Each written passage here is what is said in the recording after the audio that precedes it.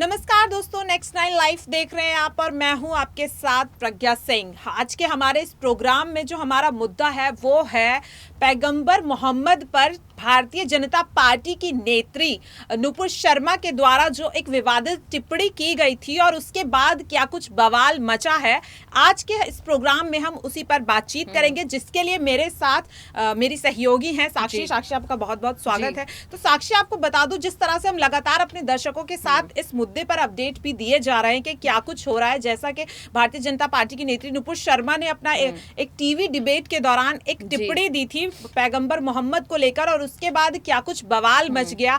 जो विपक्ष है उसने बीजेपी को पूरी तरह से घेर लिया।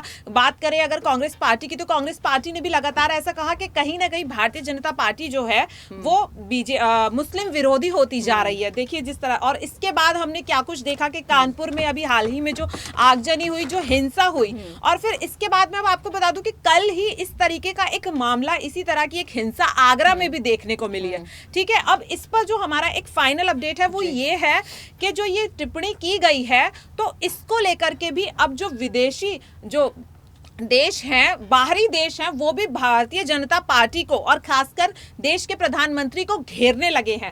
जो बाहरी देश हैं उनका ये कहना है कि कहीं ना कहीं जो हमारा देश है, भारत देश में मुस्लिम विरोधी सोच को बढ़ावा दिया जा रहा है। इस पर आप क्या कहना चाहेंगे? बिल्कुल, देखिए ये बात तो हम नहीं कह सकते कि बढ़ावा दिया जा रहा है या नहीं दिया जा रहा है, पर आप ये देखिए कि देश में इस वक्त ऐसी सिचुएशन हो चुकी है, ऐसा माहौल बन चुका है जिसकी वजह से बाहर के देश इस पर टिप्पणी कर रहे हैं। प्रज्ञा, बहुत बड़ी बात है हमारे देश के लिए कि हमारे देश की जो भी चीजें हमारे देश के अंदर हो रही है, इसका प्रभाव बाहर के देशों पर पड़ रहा है। उनको ये चीजें, हमारे देश की इमेजिनेशन, आप ये देखिए, छवि ये बन रही है कि यहाँ पर हर रिलीजन को कितना डिफरेंस समझा नहीं जाता, अलग समझा जाता है। और ओबीसी की मैं बात करूंगी, जो हमेशा मुस्लिम पक्ष में बोलते हैं, तो आप ये देखिए कि उन्होंने भी बोला कि जो देश का प्रधानमंत्री है वो भारत के मुस्लिम के बारे में नहीं सोचता, मुस्लिम समुदाय के बारे में नहीं सोचता, नुपुर शर्मा को गिरफ्तार करना चाहिए। नुपुर शर्मा के बयान ऐसे थे। तो लेकिन बयान जो आते हैं वो दोनों तरफ से आते हैं, दोनों समुदाय, ऐसा नहीं है कोई एक समुदाय की हम तरफदारी करेंगे कि नहीं करेंगे। अगर नुपुर शर्मा ने कोई बयान दिया है, दोनों तरफ से रहा। गलती नुपुर शर्मा की भी थी, जिसकी वजह से बीजेपी ने उन्हें सस्पेंड किया 6 साल के लिए। कोई अपनी पार्टी के किसी इतने बड़े नेता, क्योंकि बोलती वो बहुत अच्छा थी, आपने देखा डिबेट बहुत अच्छा करती थी, इतनी आसानी से जाने नहीं देगा। और बीजेपी ने यही बात कही है, कोई अगर भड़काऊ बयान देगा, चाहे वो हमारा नेता हो, हम उसे सस्पेंड कर देंगे, पार्टी से बाहर निलंबित कर देंगे।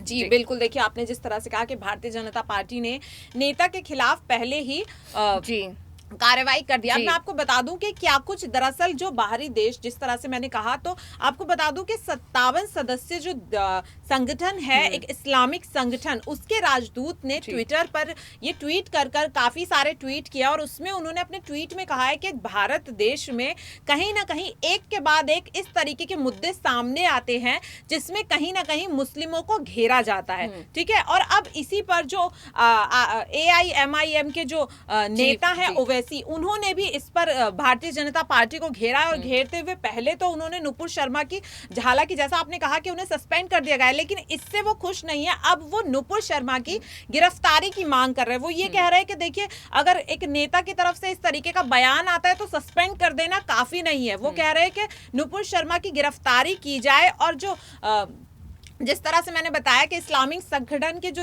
राजदूत हैं, उनका भी ये कहना है कि देखिए, एक के बाद जो इस तरीके के मुद्दे आ रहे हैं जिसमें कहीं ना कहीं मुस्लिमों को टारगेट किया जा रहा है, तो इस पर आप क्या कहना चाहेंगे कि कितनी सच्चाई है इस बात में? देखिए, बात सच्चाई की, इसमें अगर हम बात करें तो देखिए, आपने भी देखा कि वहां चल क्या रहा है, लगातार इस चीज पर बोला तो जा रहा है। और आपको मैं बता दूं कि अगर कभी भी ओवैसी की तरफ से कोई भी बयान आता है तो हमेशा भड़काऊ बयान आता है, जिससे मुस्लिम समुदाय और ज्यादा भड़क जाए। तो कहीं ना कहीं उनके बयान जो थे वो भड़काऊ होते हैं। और अब जब उन्होंने ऐसा बयान दिया कि देश के प्रधानमंत्री भारत के मुसलमानों के बारे में नहीं सोचते, तो कहीं ना कहीं भड़काऊ बयान दिया है, जिससे देश के जो मुसलमान समुदाय है, मुसलमान धर्म है, वो प्रधानमंत्री के और ज्यादा खिलाफ हो जाए, उनको और ज्यादा उनके खिलाफ भड़का दिया गया। लेकिन आपने देखा होगा कि बीजेपी हो, चाहे वो हिंदू को ज्यादा सपोर्ट कर रही हो, लेकिन वो हिंदू मुस्लिम दोनों को बराबर ही लेकर चलती है। कभी ऐसा नहीं हुआ कि अगर उन्होंने किसी को मुआवजा दिया हो तो उनमें धर्म को देखकर दिया हो, जी, बिल्कुल। किसी के अकाउंट में पैसे ट्रांसफर करे हो धर्म को देखकर दिए हो, राशन दिया हो धर्म को देखकर दिया हो, या फिर जॉब बेरोजगारी की मैं बात करूं रोजगार दिया हो तो धर्म को देखकर दिया हो। तो ये चीजें हमेशा उनकी साइड से जो रही हैं इक्वल रही हैं, तो इसमें डिफरेंस तो दिखा नहीं। और जब यहाँ मुद्दे वाली बात आती है तो आप डिफरेंस कह रहे हैं, जबकि वो उनके सपोर्ट में बीजेपी ने जो है देखिए मुसलमानों के बारे में ही सोच के नुपुर शर्मा को वो किया है, आपने देखा सस्पेंड कर दिया और अब गिरफ्तारी की मांग चल रही है। तो अगर इतना ज्यादा कुछ गलत उनका बयान आगे लगेगा तो गिरफ्तारी भी हो जाएगी। तो यहाँ तो कोई इतना डिफरेंस नहीं दिखा। जी बिल्कुल, देखिए आपने जिस तरीके से कहा कि भारतीय जनता पार्टी जो है वो फर्क नहीं करती है किसी भी बात में अगर देखा जाए, लेकिन देखिए कहीं ना कहीं, लेकिन हम इसमें अगर देखें तो हम इस बात को भी नहीं नकार सकते कि किस तरह से हम देख रहे हैं कि कश्मीर में क्या कुछ हो रहा है, कश्मीरी हिंदुओं को और गैर हिंदुओं को किस तरह से टारगेट करके मारा जा रहा है एक के बाद एक बेरहमी से। तो देखिए कहीं ना कहीं विपक्ष जो है जब हिंदुओं की बात आती है तो उस पर तो अचानक से सवाल उठा लेती है, लेकिन अभी अगर बात की जाए तो कश्मीर में क्या कुछ हो रहा है उसको लेकर के ना तो बाहरी देशों की तरफ से अब तक कोई बयान आया और ना ही ओवैसी की तरफ से कोई बयान आया और ना ही किसी और विपक्ष के नेता की तरफ से इस तरीके से कोई बयान आया। तो कहीं ना कहीं क्या ये कहा जा सकता है कि जब विपक्ष के पास कोई और मुद्दा नहीं होता तो कहीं ना कहीं भारतीय जनता पार्टी को हमेशा हिंदू और मुस्लिम में फर्क करने वाले इस मुद्दे को लेकर के कहीं ना कहीं आने वाले चुनाव में टारगेट किया जा रहा है? क्या कहना चाहेंगे? ये तो हमेशा से देखा गया, राजनीति में यही मुद्दा सबसे ज्यादा चलता है, इसी मुद्दे पर चर्चा चलती है। और अगर यही मुद्दा नहीं उठेगा तो किस तरह से चुनावों में आपको मौका मिलेगा?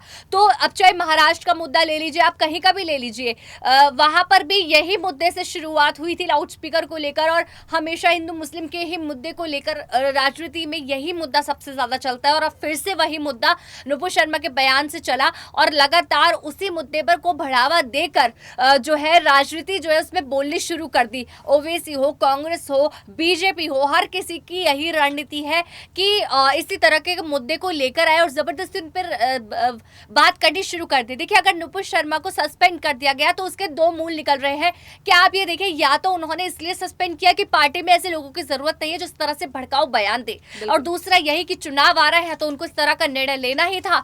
और जिस तरह से उन पर कांग्रेस की तरफ से भी यही आरोप लगे कि अगर उन्होंने नुपुर शर्मा को सस्पेंड किया है तो उसके पीछे एक बड़ी चाल, एक बड़ी रणनीति थी जिस वजह से उन्होंने सस्पेंड किया। उन्हें भी अपने वोट बैंक देखने होंगे, उन्हें भी अपने चुनाव में अपना नाम वहां देखना होगा। जी बिल्कुल, आपने काफी सही कहा साक्षी के जिस तरह से नुपुर शर्मा के खिलाफ एकदम तुरंत कार्रवाई की गई है, कहीं ना कहीं ये काफी अच्छी बात है। देखिए भले ही चाहे विपक्ष कुछ भी कहे या फिर जो इस्लामिक संगठन के राजदूत ने जिस तरीके से बात की है, या फिर उन पर भारत के प्रधानमंत्री पर जिस तरीके से एक सीधा सवाल कर दिया है, देखिए कहीं ना कहीं देखिए दोनों बातों में भारत की ओर से तुरंत कार्रवाई की गई है। फिर चाहे वो नुपुर शर्मा, जिस तरह से भारतीय जनता पार्टी ने अपने खुद के नेता के खिलाफ कार्रवाई करने में जरा भी देर नहीं की। देखिए इस तरीके का हमें जो कदम जो हमें देखने के लिए मिला था, मैं आपको याद दिला दूं जिस तरह से जब किसान आंदोलन एक वक्त काफी ज्यादा चल रहा था, उसमें जब केंद्रीय राज्य मंत्री के बेटे का नाम आया था तो उसमें भी देखिए भारतीय जनता पार्टी ने कहीं कोई कमी नहीं छोड़ी थी, तुरंत उनके बेटे की गिरफ्तारी हुई थी।